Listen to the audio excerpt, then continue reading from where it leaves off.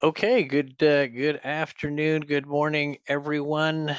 Sorry about the delay. This is the fiscal year 2023 Community Project Funding Cohort Session 3. It's for environmental review process and considerations. My name is Patrick Roberts. I'm a consultant with Civics. We've been working with folks with HUD, the CPF program analysts, program officers, grant officers, specialists, the environmental clearance officers for HUD. Recently, with them working to pull together this presentation along with some other job aids that hopefully soon we'll be able to roll those out to you. First, I'd like to go through some of the logistics. First, participants, as usual, will be muted during the webinar. The PowerPoint presentation will be available on the HUD Exchange. It may take a bit, but it will be available.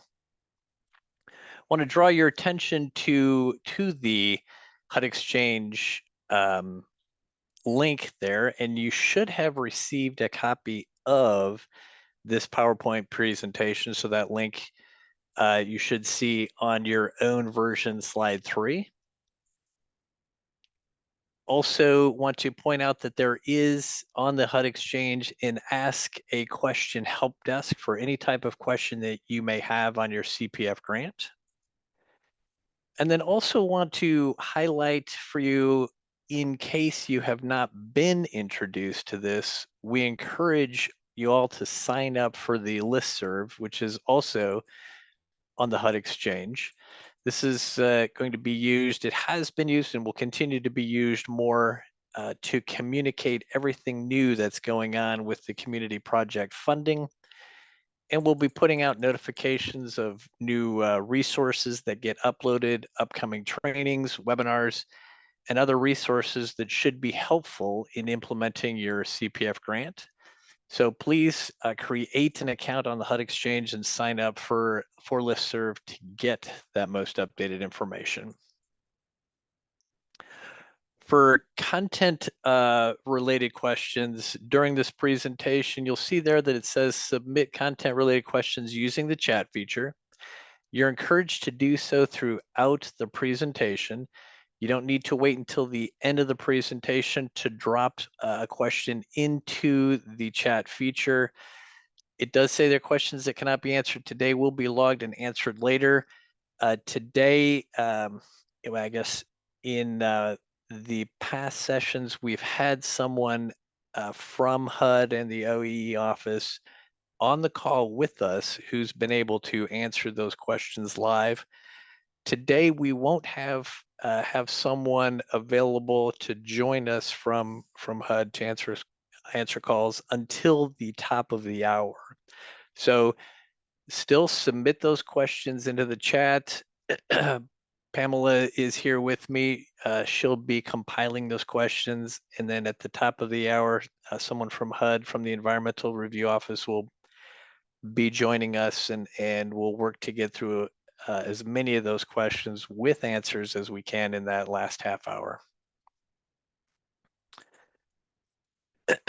We were to have Omri Gross with HUD on the call with us today, unable to join, so that leaves me to introduce myself. As I said, I'm a consultant with Civics. I've got experience in construction management as an administrative director, responsible for implementing new projects from program design, working with local municipalities on permitting, and then working through to funding and the completion of those projects. Have done that also as well for the state of Iowa and the state of New York, and for some local government policy setting situations, and also for their recovery program management and working into the cross-cutting requirements, including environmental review. So I'm sure that you all know, as you become involved in a construction project, you learn that with federal funding, it's essential to have a foundational understanding of the environmental review process and the many different concepts and requirements and regulations that weave throughout that review process. So today, we're going to review a high level, do a high level review of the environmental review process. And to some, this may be a refresher, and it never hurts to have a refresher. To others, it may be an introduction into the world of environmental review.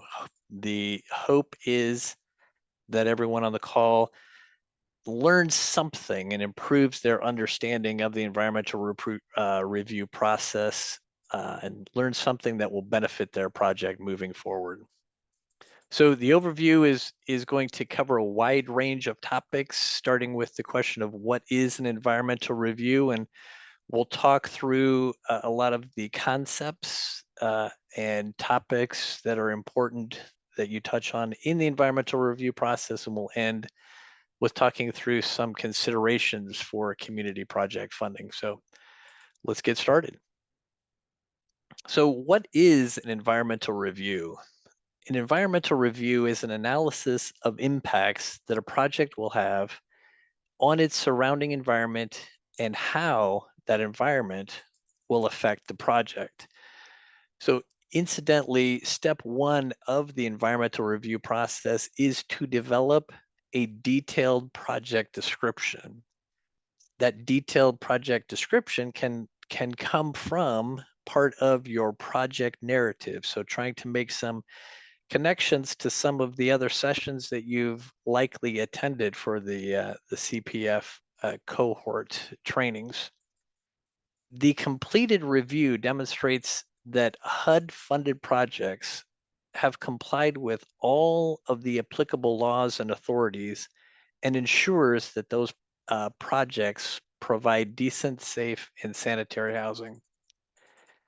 An environmental review is required for all HUD-assisted projects and is a public document used to encourage public participation. And while all HUD-assisted projects require an environmental review, not all projects require the same level of effort to complete that review, which we'll take a look at here on the next slide. This slide includes a rough breakdown of each level of review to illustrate which levels of review are more common and to also highlight capacity and timing considerations.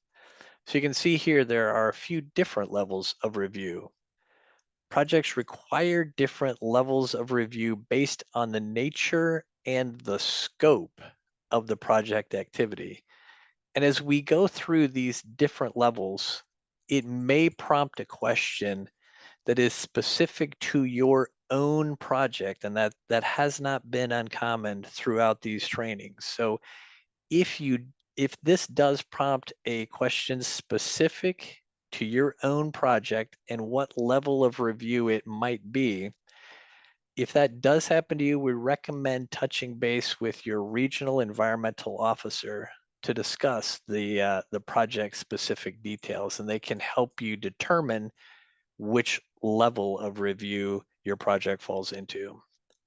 So starting on the left, there's the exempt and the CENST level of review, which is the categorically excluded, not subject to certain laws and authorities. These are more like your soft cost projects that can include design and pre-design from your architect.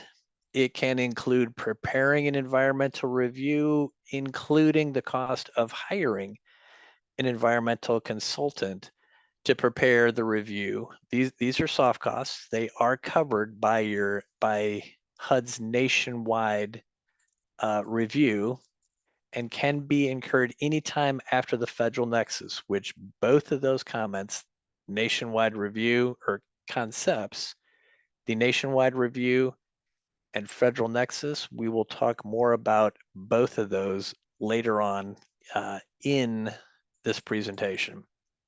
So that first level exempt in CNST includes soft costs, includes services, operational costs, most maintenance activities.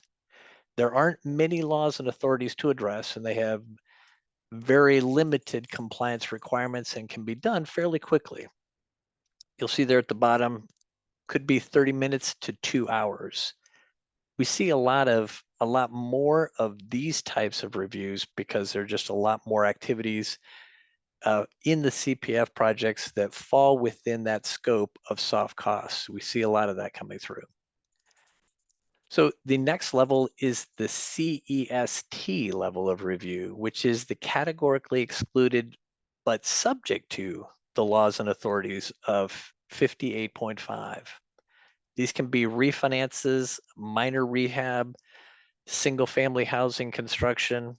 The projects that fall under this level of review are much smaller type projects than the next level of review, which is the environmental assessment. These are larger multifamily construction projects, infrastructure projects, project types that go beyond just the minimal groundbreaking of the CEST. These can take a little bit longer to review, and they do require compliance with all the federal environmental laws and authorities, including a NEPA analysis, which is the National Environmental Policy Act. And we see fewer of these types of projects at this level. The next level, the highest level of review, is the environmental impact statement. And these are extremely rare. These are large scale infrastructure projects with 2,500 plus housing units. Some of these can be disaster related projects, but really you're not going to see, we're not going to see, and you likely will not see very many of these types of projects fall within your community project funding. And one of the questions that has come up in the past is what is considered a large scale infrastructure project? Those are projects such as highways, bridges, and transmission lines. So a couple of things to take note of here from this slide is one, the level of review is not dependent on the amount of funding involved in the project, but it's dependent on the level of potential impact to the environment the project may have. And two, there is definitely a staffing and a timing consideration to be aware of as you step into the environmental review process. It's just good to understand the timeline and the staff capacity, in terms of your local government's capacity to conduct the environmental review for your CPF grant. This slide here gives us a listing of the federal environmental laws and authorities that depending on your project's level of review, you will be required to meet these laws and authorities. So we just discussed the HUD environmental review. You may have to consider a wide range of these, and this can include the National Environmental Policy Act, Endangered Species Act, historic preservation, site contamination, floodplain management, noise abatement, and so on. Under NEPA and its implementing regulations, all federal agencies have a duty to assess the impacts of the major actions they propose to undertake and to consider reasonable alternatives to choose from to reduce or eliminate those impacts. So I'm going to say that again. They propose to undertake and to consider reasonable alternatives to choose from to reduce or eliminate those impacts. The reason I wanted to repeat that is that those alternatives that I've just mentioned, they will be referred to later as choices. So this is just kind of the universe of the environmental laws and authorities that your project may need to comply with. So let's get into the regulations that govern the review process that you'll all need to have completed for your project. 24 CFR Part 58 and 24 CFR Part 50 are the two regulations that govern the review process. I'm going to start with the environmental review process, Part 58. These uh, are completed by a unit of general local government in which your project is located in. The unit of general local government serves as the responsible entity, or RE, and conducts the environmental review for the project. The community project funding legislation allows for environmental reviews to be completed under Part 58 by a unit of general local government as the responsible entity. And this is the desired default for the CPF projects. It is desired that a general local government acts as that responsible entity for your project. So sometimes, though, a nonprofit recipient cannot secure a local government responsible entity to conduct their review and may need to reach out to HUD to complete the review under Part 50. And we'll talk a little bit more about Part 50 on the next slide. But want to step through some of this on the Part 58. So under Part 58, the grantee, the subrecipient, they provide all the necessary information to the local government acting as that responsible entity, and they complete the environmental review for the project. This may involve hiring an environmental consultant to essentially collect, gather, and compile all of that information and then provide it to the responsible entity. That will really be a call between you and the local government as to whether or not they have the staff capacity to conduct the environmental review, which depends on that level of review, or if they need to hire an environmental consultant to essentially do the legwork, compile all of the content, and then the local government would independently review and verify it.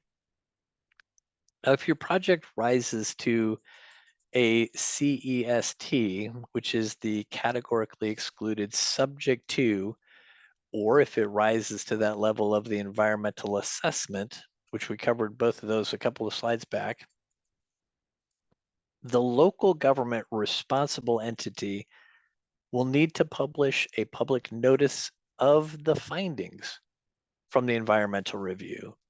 They will also need to publish a notice of intent to request release of funds and allow for the appropriate public comment period to collect and address any comments received from the public. This publishing of the notice, it informs the public that this is the project that the local government is doing an environmental review for, and is also informing the public of any impacts that the project may have. So after the local government waits that appropriate comment period after publishing the public notice, then the responsible entity, that local government, would submit a request for release of funds to HUD. HUD will then wait a 15-day objection period that is required. And then after that objection period, if there aren't any, HUD will issue the authority to use grant funds.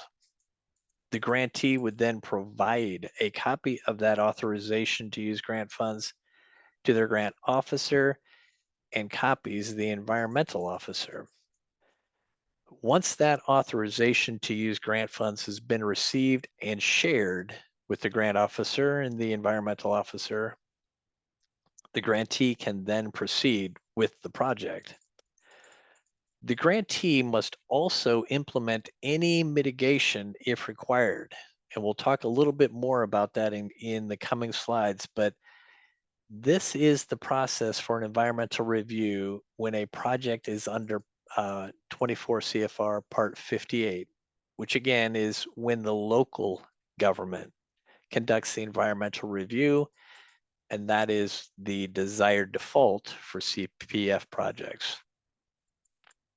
Now, there are a couple of differences between the environmental review process for Part 58, where the local government conducts the review, and Part 50, where HUD conducts the review, which we'll talk about here on this next slide.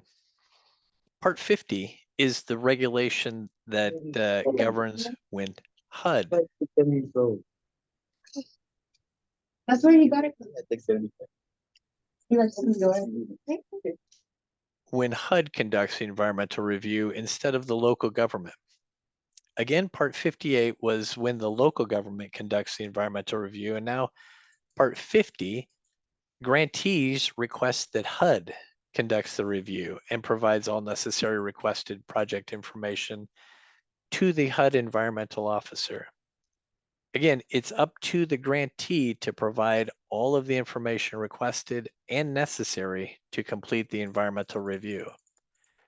The environmental officer then completes the review, conducts any necessary consultations with any of the environmental authorities, and then they certify and approve the review. After that review, the environmental officer provides a copy of the environmental review record to the Congressional Grants Division grant officer, who will then provide a copy back to the grantee so that the grantee has a copy of that environmental review record. Once the environmental review has been approved and the grantee has a copy of that environmental review record that has been approved, the grantee can then proceed with the project. But again, must also implement and monitor any mitigation that's prescribed by the environmental review. So it's under Part 50, HUD is conducting the review, and HUD will inform the grantee if there are any mitigation measures that need to be implemented. Mitigation describes an effort that agencies must make to avoid or minimize the environmental impacts resulting from the project. Now, if you remember on Part 58, the local government conducting the environmental review, they have to inform the public, request the release of funds, send it to HUD. HUD issues the authorization to use grant funds. Under Part 50, that process does not exist where HUD is conducting that review. HUD is already certifying that the review is essentially approved. So we don't need to go through that additional approval process. While it may seem like it would take less time under Part 50, where HUD is conducting the environmental review, you have to keep in mind that HUD's environmental staff capacity to take on a large number of Part 50 reviews is limited. And so that's why we encourage the environmental reviews for the community project funding projects to remain under Part 58, where the local government is the responsible entity and they can complete that review. So I want to recap to this point. One, environmental review is conducted to determine if the project will have an impact on the environmental surroundings, as well as to determine if the environment will have any impact on the project. Two, there are different levels of review depending on the type of project you have. And three, there are two primary regulations that govern the environmental review process, Part 58 and Part 50. 4, environmental reviews must have a responsible entity. And 5, a satisfactory review process must be completed before the funds to cover the project costs can be released. I want to also share some terms to be listening for going forward. One is the legislative enactment, the federal nexus, pre-nexus contract date, and choice limiting actions. And we'll dig into those terms along with others as we go forward. But those are some of the terms that have come up in other questions, and so I wanted to draw your attention to those to be listening for those. So this next slide gives us the date of legislation for the 2023 cohorts. So this is an important date for your CPF project and the grant. This is the date that Congress appropriated the funds for the community project funding for that fiscal year. The reason that date is important is because any costs that are incurred or activities that are performed or were performed prior to the date of legislative enactment are not eligible for repayment, but also do not need to be included in the environmental review for the project. Again, any costs that were incurred or activities performed prior to the date of legislative enactment for your fiscal year is not eligible for repayment, and it does not need to be included in the environmental review for the project.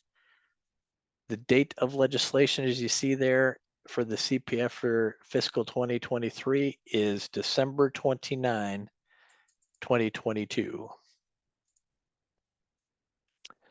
Next is the federal nexus, and then next slide we'll talk about choice limiting actions. But the federal nexus is the point at which a project becomes federalized and when the federal environmental review requirements are triggered.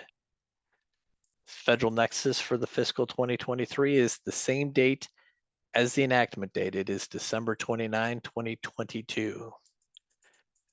So if you attended any of the environmental review sessions for 2022 cohorts, you saw that the enactment date and federal nexus date were different.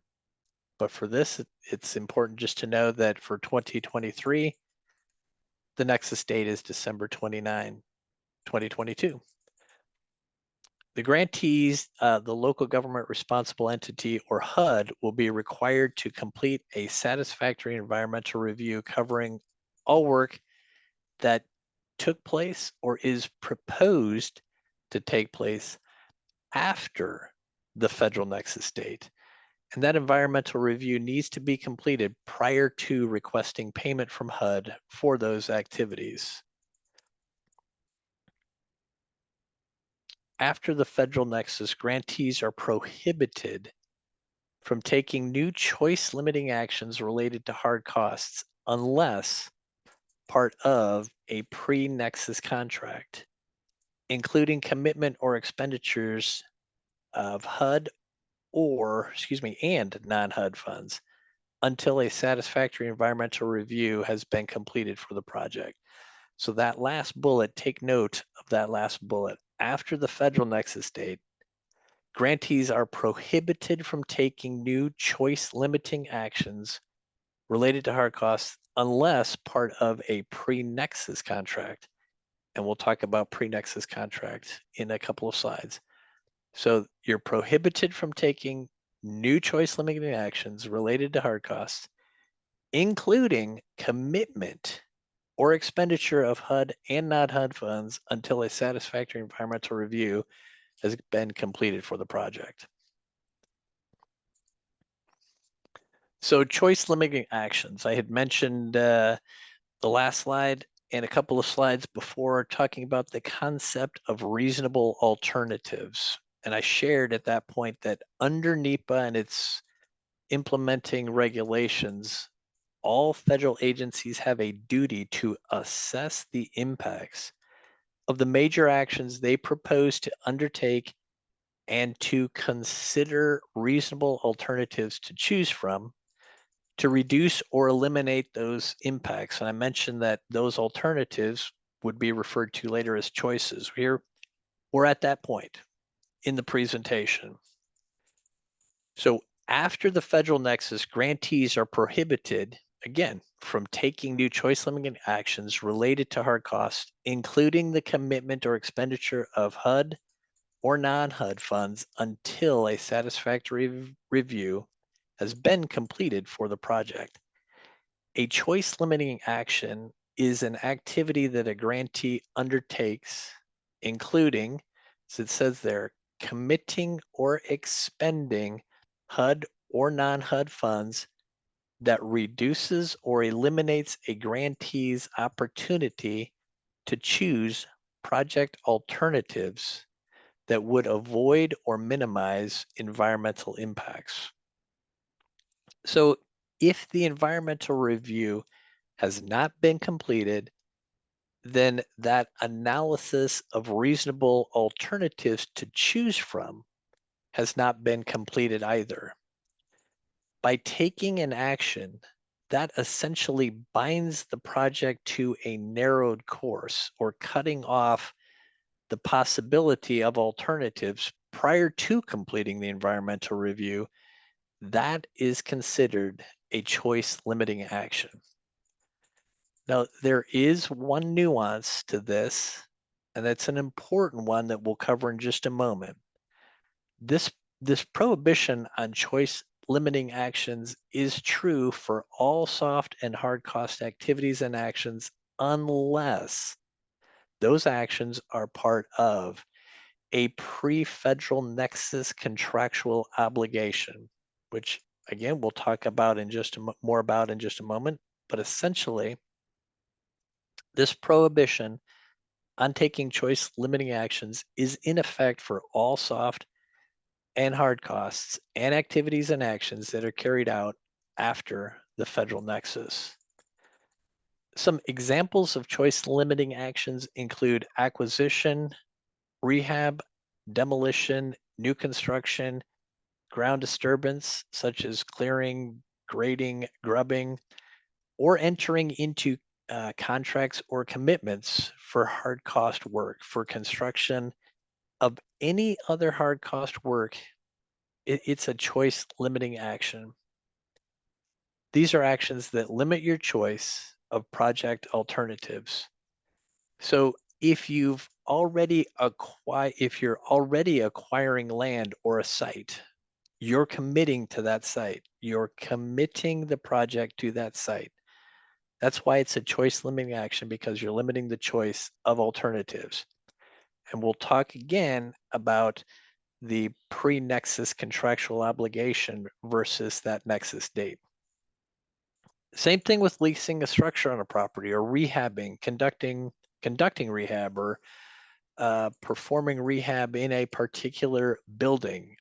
If you're doing that, you're limiting your choice, but if you're doing that prior to completing your environmental review, you are limiting your choices of doing that project in perhaps another location. Same thing with demolition. If you've already demolished a structure, if you're constructing a new structure, you're really limiting yourself to that site. You're limiting yourself to that structure for that project. So these are all examples of choice limiting actions that cannot be taken after the federal nexus date, but until the environmental review is complete. That's kind of the whole purpose of the environmental review, is to evaluate a site and its conditions before you take those actions. Now for that nuance. After the federal nexus, grantees are prohibited from taking new choice limiting actions, except for activities that are part of a pre-nexus contractual obligation until the satisfactory environmental review has been completed for the aggregated project. So, although activities that were committed to under a pre-nexus contract are technically allowed, physical actions taken after the nexus may prevent a satisfactory environmental review that would also then prevent you from drawing down your grant funds. So all activities performed after the federal nexus date all activities performed after the federal nexus date are subject to a satisfactory environmental review in order for the project to be eligible for repayment. That's I think that's that concept, or that definition, or that nuance between the pre-nexus contract and that nexus date is one of the questions that we get most often in these sessions. And hopefully we'll have some time at the end to step through that again. But what it's trying to say there, or the nuance it's trying to take, is if you draw a line down maybe the left side of your page, and you call that your nexus date. To the left of that date, if you are able to write, yes, I have a pre-nexus date contractual obligation, then technically you can continue actions related to that pre-nexus contractual obligation after that nexus date. Any action you take is at your own risk, but you can still take them without them being considered a choice limiting action. All of those actions that you take after that pre-nexus date still need to be cleared by the environmental review. I'm going to step away from that pre-nexus and circle in the discussion of soft costs and hard costs. So, talking a little bit about soft costs, most soft costs. And sorry, the reason that I want to do that is that I want to share with you uh, the nationwide HUD environmental review and make some distinctions with that environmental review. So most soft costs, but not all, are covered already by HUD's Part 50 nationwide review for CPF soft costs. HUD already conducted a nationwide programmatic environmental review for the entire CPF program that again covers most but not all soft cost activities. And you see here on this page, you can see the link there to each of the reviews on the slide. And when you link or when you click on those, the landing page, you'll see a list of which soft costs are covered in the project description of that environmental review record. So you can click on that, pull up the nationwide environmental review record and see soft costs.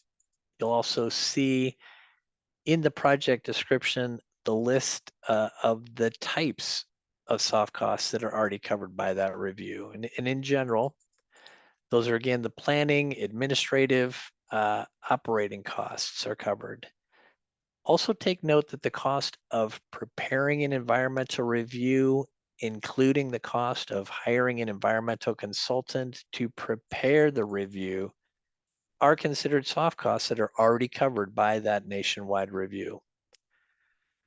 Maintenance activities complying with HUD's Notice 16-02, which you can see a link there, which provides guidance for categorizing an activity as maintenance for compliance with HUD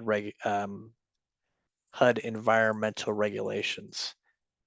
The maintenance activities that do comply with that notice are covered by HUD's Part 50 review for soft costs.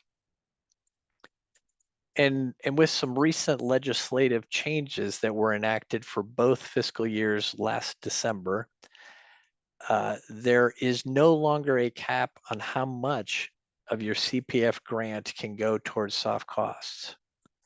However, if you do intend to repurpose your grant to 100% of the soft costs, you must get approval from your grant officer to see if that's appropriate and a potentially a path forward. So any soft costs covered by HUD's Part 50 nationwide review for the CPF soft costs can be incurred anytime after the date of the legislative enactment, and in this case also after that date, the nexus date, because they're the same for 2023. So that's another important reason to understand that date of the nexus and legislative enactment. So most costs, soft costs, are covered by that nationwide environmental review. It can be incurred anytime after December 29, 2022, and then can be drawn down for repayment after the grant agreement for the project has been executed.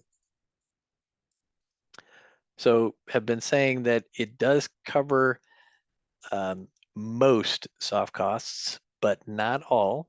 And if you have soft costs in your project that are not covered by HUD's Part 50 review, then you will need to complete a separate exempt or a CENST determination, environmental review determination, and have that done by the responsible entity or by HUD prior to incurring those costs and before you can start incurring those non-covered soft costs. So that determination of exempt or CNST, again, that's that lowest level of review back on one of those first slides on the very left. Very few laws and authorities. I think there's 3. So that review should be very quick, quick process to step through. I'm going to talk more about the soft costs that are not covered here on this slide here. This slide provides a breakdown of the types of soft cost activities that are both covered and are not covered by HUD's Part 50, that nationwide review for CPF soft costs. It also provides their corresponding regulatory citation as well. So covered soft costs include environmental and other studies, resource identification, development of plans and strategies, information and financial advisory services, administrative and management expenses, public services, inspections, testing, purchasing of insurance, engineering or design costs, technical assistance and training, and various supportive services. Operating costs are also covered, including most maintenance activities. We'll talk more about those on the next slide. So these are all the soft costs that are covered by HUD's Part 58 down that the left slide.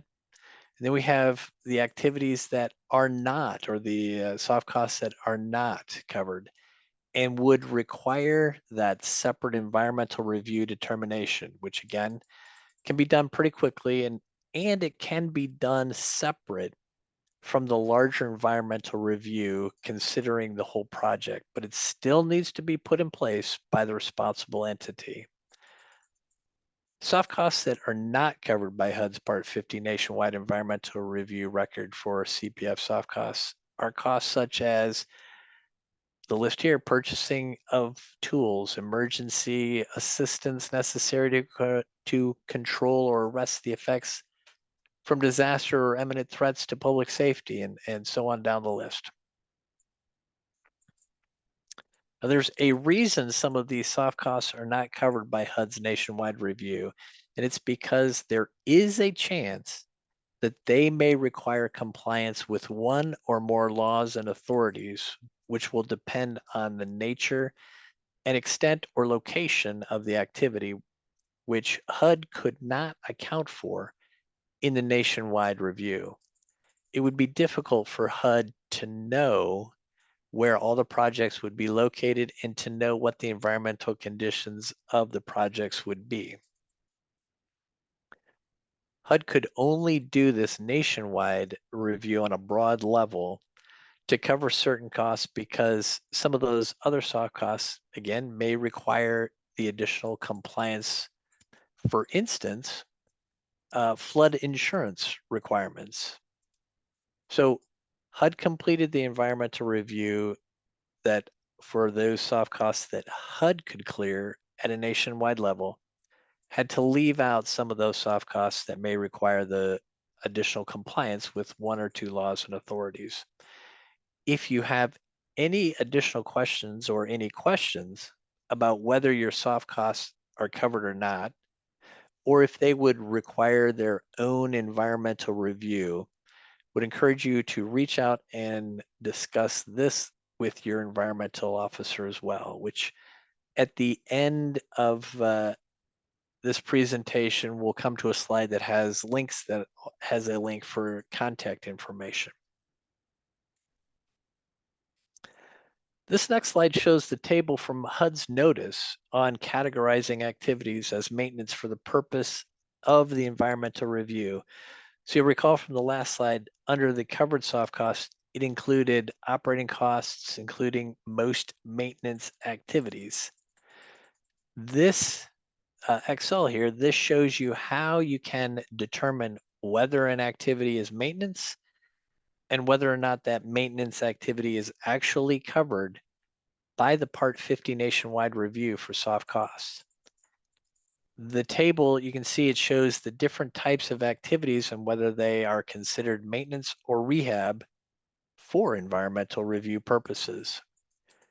So all activities listed under rehab, which is the column on the right, are not covered by HUD's nationwide review and would need to be included in a satisfactory environmental review for the project prior to being performed.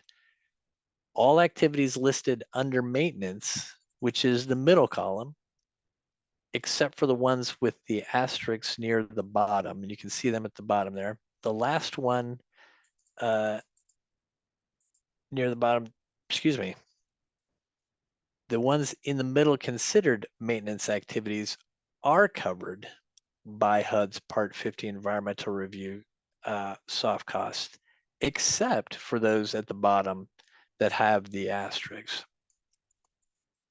The activities marked with the asterisks, such as installation or replacement of carpeting or vinyl flooring, those activities not covered by HUD's Part 50 nationwide review because they are considered soft costs that may require the purchase of flood insurance if they occur in a special flood hazard area.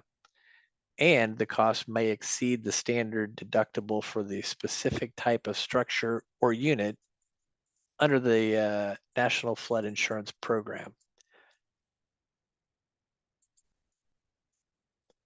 So long story short, because the asterisk activities require further review to determine whether they would require that flood insurance, that's why they were not considered, or they were not part of the nationwide review. So moving on to hard costs and work under contract or work under a pre-nexus contract.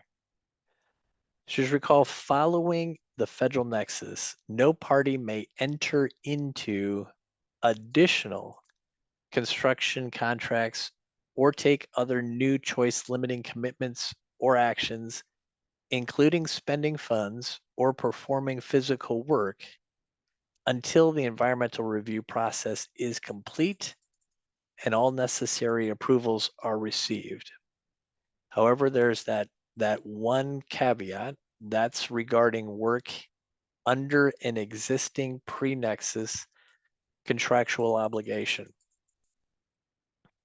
As I had mentioned before, grantees are technically allowed to undertake that physical work under contractual obligations that were entered into prior to the federal nexus date, and they can incur those activity costs that are or were performed anytime, excuse me, after the federal nexus as hard costs, and they could potentially be eligible for repayment.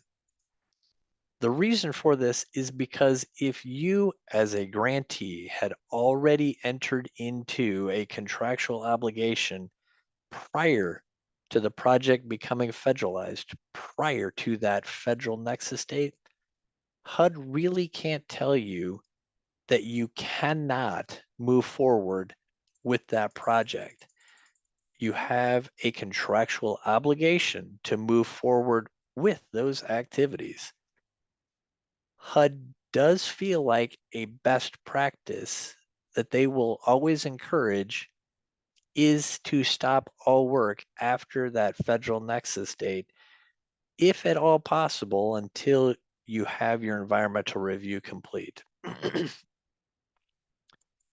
The reason that they encourage that is that even though you are allowed to move forward and perform activities after the federal nexus that are associated with a pre-nexus contractual obligation, grantees would be doing so at their own risk.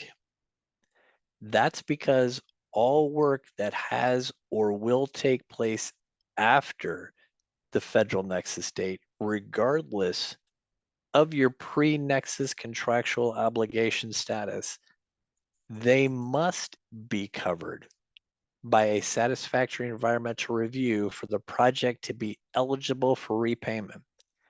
So circling back, pre-nexus date, pre-nexus contractual obligation, you may have performed activities and have paid for them. None of those are going to be eligible for repayment, as well as none of those activities need to be considered part of your environmental review.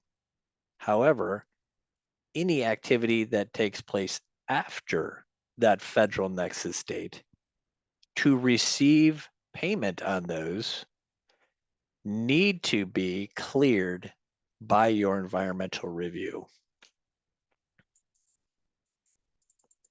And there is additional insight on this that can be found from HUD to CPF grantees on page 2 and 3 of the fiscal year 23 community project funding, environmental guidance and scenarios. So that's a good reference point to go to for some additional insights.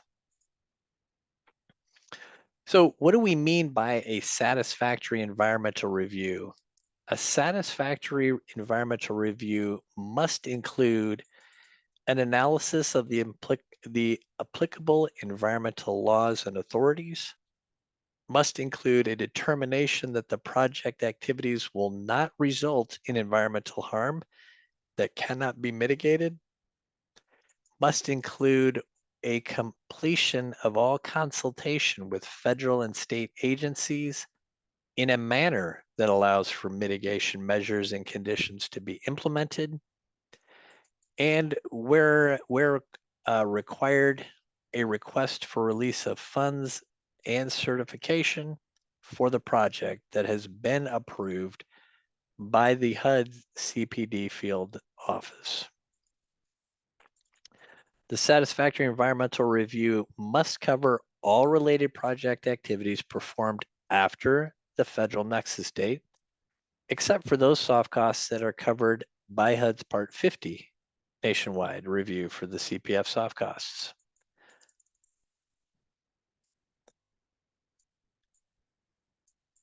If a satisfactory environmental review cannot be completed for the project for any reason, the grantee will need to reach out to their grant officer to discuss other options, such as repurposing of funds, which usually repurposing the funds towards soft costs. For projects that have pre-nexus contractual obligations, this clearance can be a problem for them because the work is technically allowed to proceed prior to the completion of the environmental review. Any work that you have under a pre-nexus contractual obligation will still need to be covered or cleared by a satisfactory environmental review for the project to be eligible for repayment. So some of these situations will require an after the fact or midstream consultation with environmental review authorities for activities that have already been performed. That's not typically how consultations are done for the environmental review, and it's not usually how we do consultations with environmental authorities. Those are usually done prior to those activities being carried out. But again, some of these situations where the work has already been performed because of that pre-nexus obligation will require that after the fact or midstream consultation with those environmental authorities for those activities that have already been performed. Some of those environmental authorities are much less likely to agree to that midstream or post-activity consultation. One such example is the State Historic Preservation Office. Another is the Fish and Wildlife Services for Endangered Species. Some of the laws and authorities when dealing, some of the laws and authorities when dealing with floodplain or floodways on a site could also require compliance and decision-making process that may not be achievable after the work has already been done or has already occurred. We do see this, particularly this resistance of that midstream with the state historic preservation offices.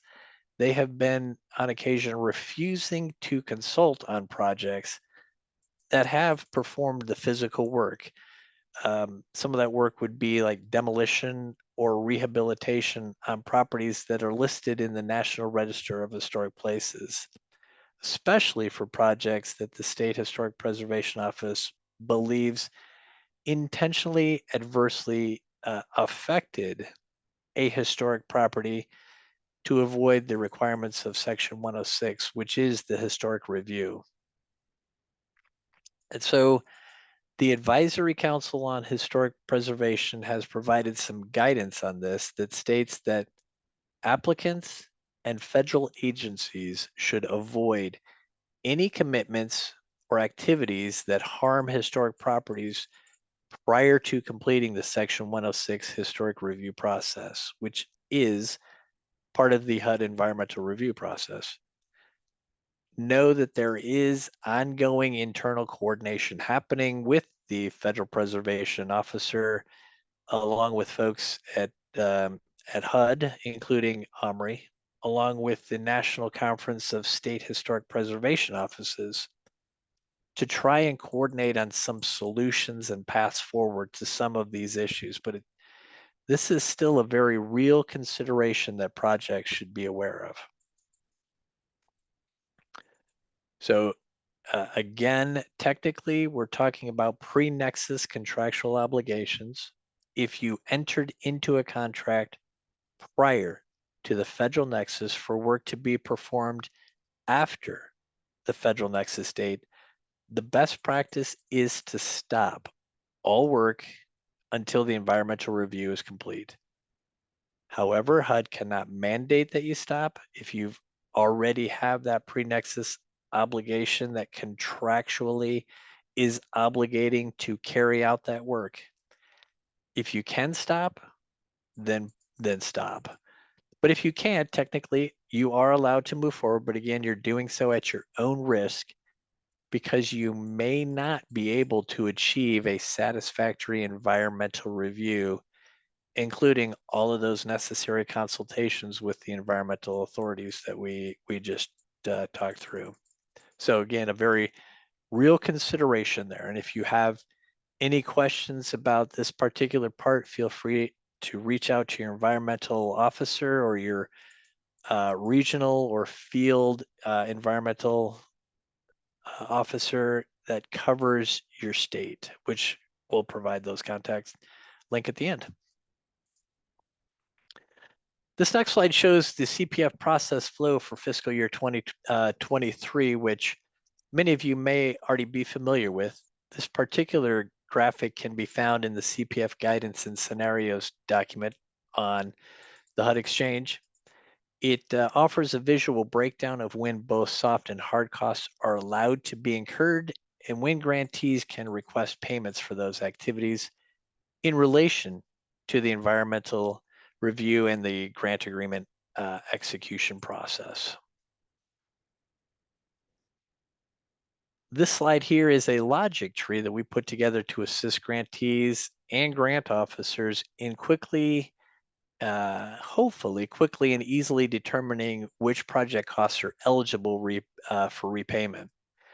This logic tree illustrates what we covered in some of the previous slides and can also be found in the CPF environmental guidance and scenarios document. And there's a link there in the last slide as well that will lead you to this. But Essentially, it's a graphic of what we've talked about as far as soft costs being eligible and not. Same with hard costs. So for that soft cost there on the left, if you incurred them before that federal nexus date of December 29, 2022, not eligible. If you've incurred them after, they're eligible. Again, subject to either the nationwide soft cost review or your own review if they were not covered by that nationwide review. Hard costs, same, incurred before December 29, 2022, not eligible. Incurred after December 29, 2022, so different paths. If you incurred them after your environmental review process is complete, they'll be eligible. If you incurred them before environmental review process is completed and the contract was executed after that nexus date of December 29, 2022, they will not be eligible. If you have your contractual obligation in place before that federal nexus date, and then the physical work took place after that nexus date, then they are eligible. So a good resource, good snapshot of decisioning tree to see if your soft costs or hard costs are eligible. This last slide includes a list of some questions that might be helpful for you to step through on your own as part of maybe determining where your project might land as far as eligibility for repayment. Kind of mirrors a little bit of that decision tree that we just looked at. So any hard cost activities performed or completed prior to the date of enactment or federal nexus, not eligible. Same question for soft costs, not eligible. Any pre-nexus contractual obligations that involve hard cost activities to be performed after the federal nexus. Best practice, again, is to stop all physical work after the nexus, but the grantee can proceed at your own risk with performing activities that are part of a pre-nexus contractual obligation. And then any contracts or commitments entered into or choice limiting actions taken following that federal nexus, not including activities associated with the pre-nexus contract. If you feel like you've done this, you should refer to your regional environmental officer for any next steps. And this is a resource slide here that gives you the that CPF environmental review guidance and scenarios link that I mentioned several times. The guidance for documenting the environmental review process for CPF grants, the eligibility chart, and then that link there is environmental review training series, which is a good training series for folks to step through. And then those last two links give you the links to the Part 50 programmatic environmental review. That's that nationwide review for soft costs for both years. And now we've arrived at the questions discussion time. And I'm hoping that we have someone on the call with us from HUD.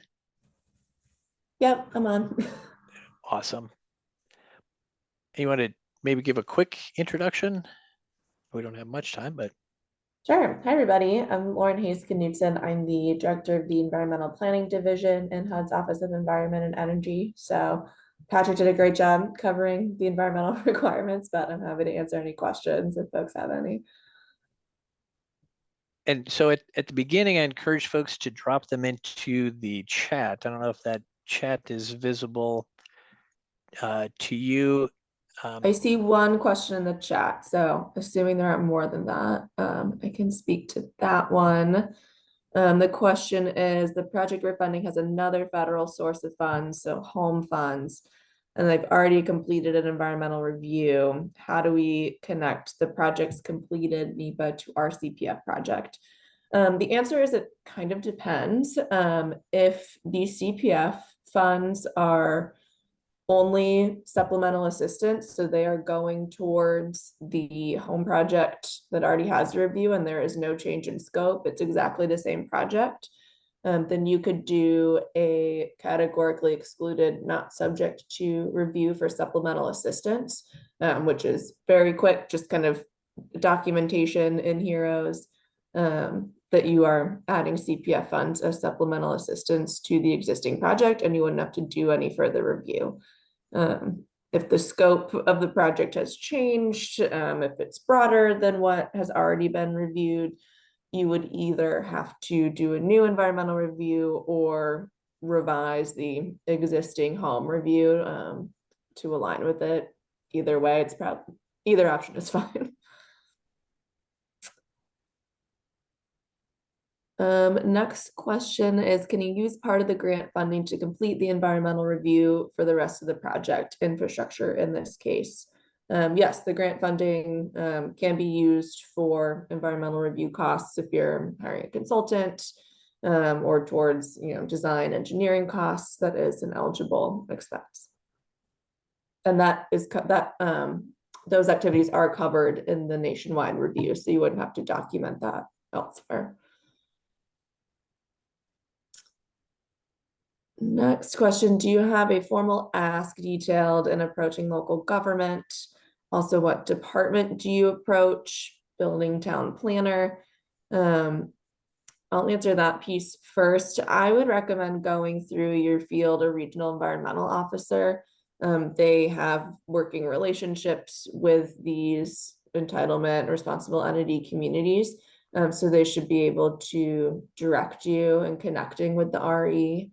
And can provide the best way to ask there. And then next question is, if wetlands are involved, you need to go through them as well. I know this will be required for the building permit. So wetlands are covered, wetland analysis of wetland impacts are covered in the environmental review process. So that would be something to consider. Under the environmental review, if it's permitting for wetlands would be through Army Corps, for instance. So yes, you would need to go through Army Corps for wetlands permits. But HUD does have a process in our Part 55 regulations for analyzing impacts to wetlands in the environmental review.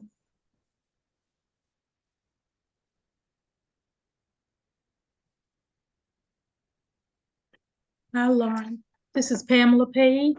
I just wanted Hi. to say there are two questions in the chat that were visible before you came. One was from can you scroll up? Can you see it? Can you scroll I up? don't see them. Yeah, if you want to read them, that'd be great. Or Sean Darty Wellingfoot. Would you like to read your question?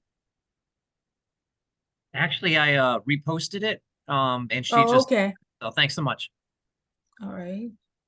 And then the next one was Kaylee Amlet.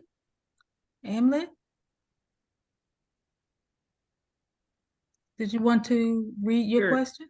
Yep, thank you. I've submitted our completed environmental review to 4 separate people at HUD 3 separate times starting in August of 23 and haven't received a response, so I didn't really know how to proceed.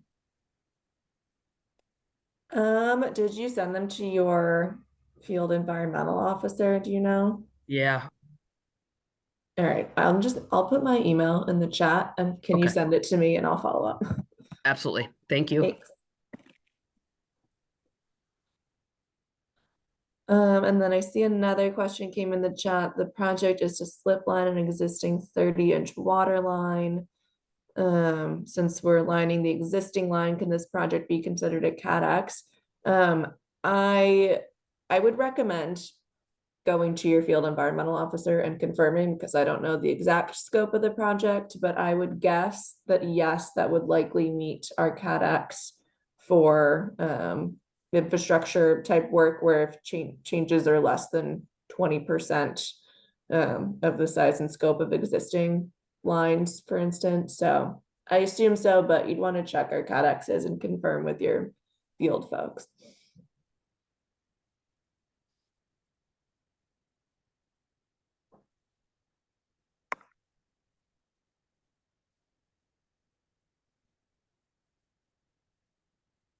And if folks want to continue to drop them in the chat, that works. If you want to come off of mute and ask a question, we can handle it that way as well.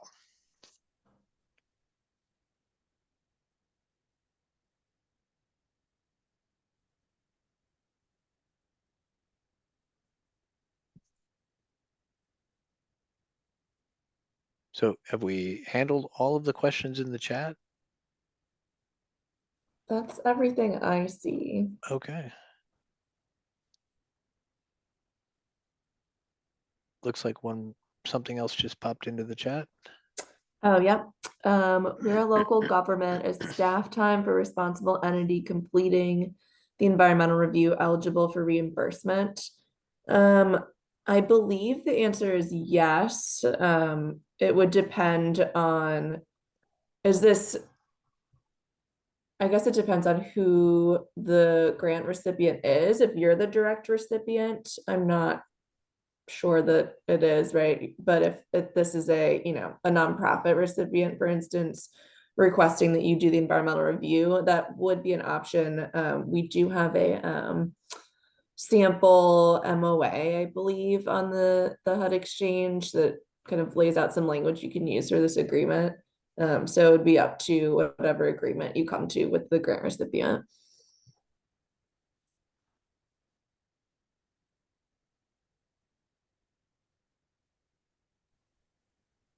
Thank you for answering that. We are the direct recipient. We're a city municipality, so I think that would be a yes.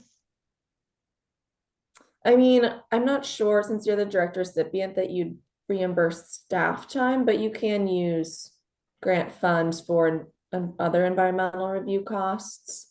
So consulting, publishing public notice, for instance. Okay. Thank you. Mm-hmm.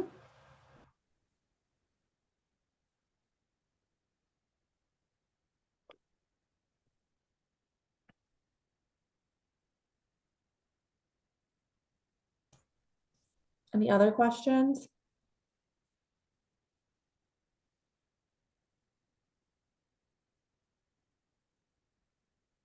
Doesn't appear to be.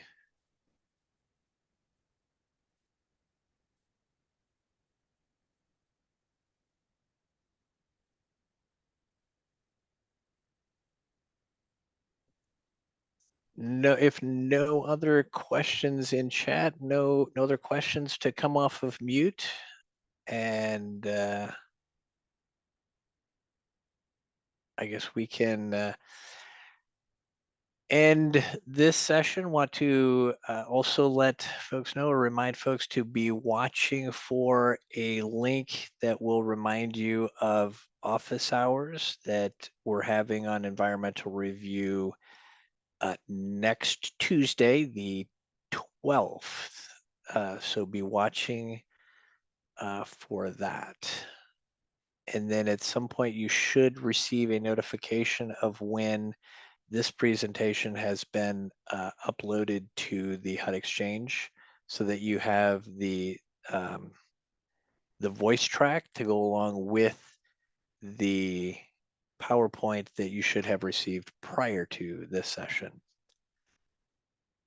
Want to thank Pamela for helping get those the questions in the chat and be watching for those. Lauren, thank you for joining and answering the questions. Appreciate that very much.